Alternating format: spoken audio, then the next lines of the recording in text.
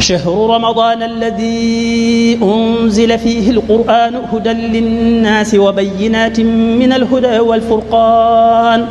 فمن شهد منكم الشهر فليصمه ومن كان مريضا أو على سفر فعدة من أيام أخر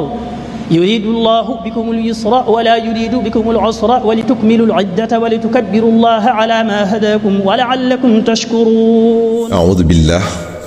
بسم الله. إن ولي الله. الحمد لله والصلاة والسلام على رسول الله. السلام عليكم ورحمة الله. mbokk mi yow mi déglu waxtaan wi noo ngi sàkku ci yow nga julli ci yonente bi sallallahu alayhi wa sallam donte da nga naan sallallahu ala muhammadin. mbokk yi ci weeru koor ci la sun borom wàccee alquranul karim mi ñuy waxtaane tey. alquranul karim nag ni ñu ko waxe woon ci waxtaan yi jiitu ci guddig laylatul qadr ci la wàcce inna anzalnaahu fi laylatil qadr. dinay faral di am ñuy laaj ndax kon balaa ab aaya di ñëw ci sangub sang yi sallallahu alayhi wa sallam faw laylatul qadri ba laylatul qadri rekk ak alquran ni mu bare ñuy laaj kon ku tedd ki sallallahu alayhi wa sallam waroon naa yàgg ci kaw suuf lool balaa muy jot ci aaya ju mujj ji. loolu kon di ab laaj bu ñuy faral di dégg. bokk yi alquraanul karim lépp benn yoon la wàccandoo jóge lawxul maxfuud ñëw ci asamaani àdduna ci barab bu ñuy wax baytul izza ci loxoy malaayika yu tedd yu ñuy woowee as-safaratul kiraamul barara. mi ngi amee ci genn guddig laylatul qadr googi donte am na yeneen ñaari wax ba ñetti wax yu wuute waaye loolu ñu wax nañu ne moo gën a wér moo gën a siiw ci wax yi. al imam as-Siyuti loolu la wax. ibnu xajar nee na loolu mooy li wér muy wax jooju te nee na moo mate sukkandiku. ibnu kathir nee na loolu la Qurtubi indi jële ko ci Muqaatil ibnu Xayyaan te nee na boroom xam-xam yi loolu lañu nettali dëppoo ci. ibnu abbas radiyallahu taala anhuma wax na ne alquraan genn guddi la wàcc ci asamaani àdduna muy laylatul qadr. gannaaw loolu muy wàcc ci ngeen gi mbindeef sallallahu alayhi wa sallam ay dog-dog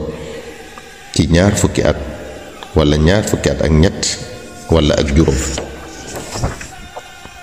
at-Tabaraani ak al-Bazzaar indi nañ ne alquraan lépp benn yoon la wàccandoo ci baytul izza ci asamaani àdduna si. Seydina Jibril alayhi salaam di ko wàcce ay dog mu aju ci tontu waxi jaam ñi ak seeni jëf. wax nañu ne loolu mi ngi am ci diirub ñaar fukki at ak ñett. gannaaw bi ku tedd ki sallallahu alayhi wa sallam wàccee wuy ji borom subhanahu wa taala wax ji xam naa dañ koy tënk rek ci la Seydina Abu Bakar radiyallahu taala anhu dajale lépp. Seydina Uthman radiyallahu taala anhu bi mu toogee ci xilaafa gi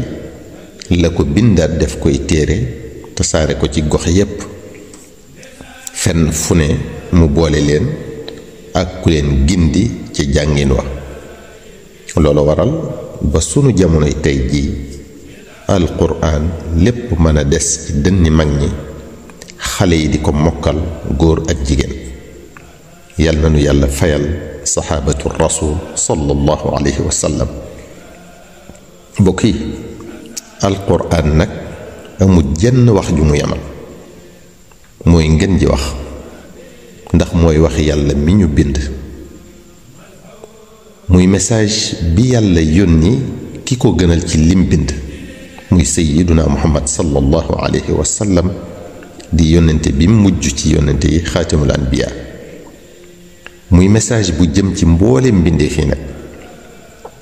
muy téere boo xam ne ba yàlla sàkk gud dara bim sàkkee mbindeef yi la xewoon lii xew ak lay xewi ëllëg lépp a ngi ci biir maa faratna fil kitaabi min shay sun borom subhanahu wa taala moo wax ne bàyyiwuñu dara lépp a ngi ci biir muy téere boo xam ne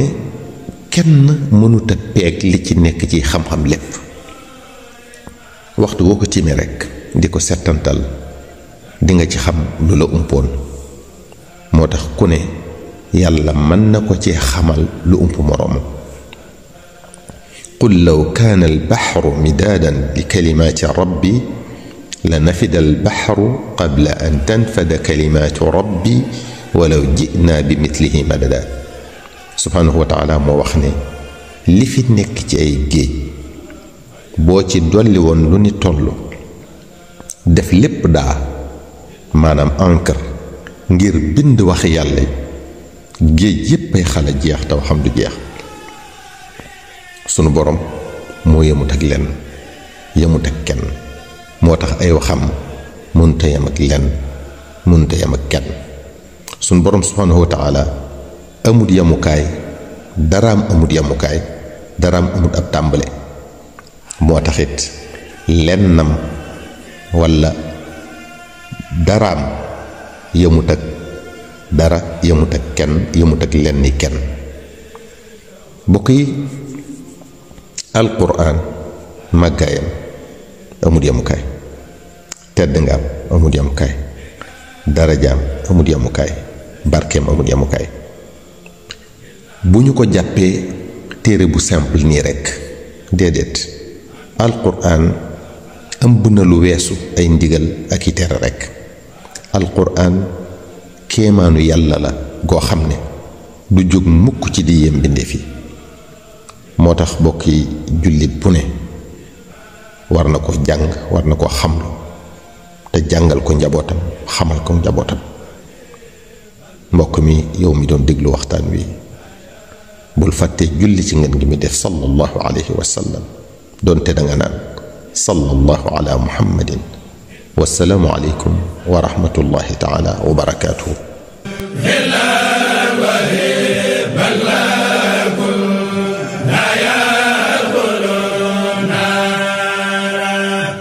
شهر رمضان الذي أنزل فيه القرآن هدى للناس وبينات من الهدى والفرقان فمن شهد منكم الشهر فليصمه ومن كان مريضا أو على سفر فعدة من أيام أخر يريد الله بكم اليسر ولا يريد بكم العسر ولتكملوا العدة ولتكبروا الله على ما هداكم ولعلكم تشكرون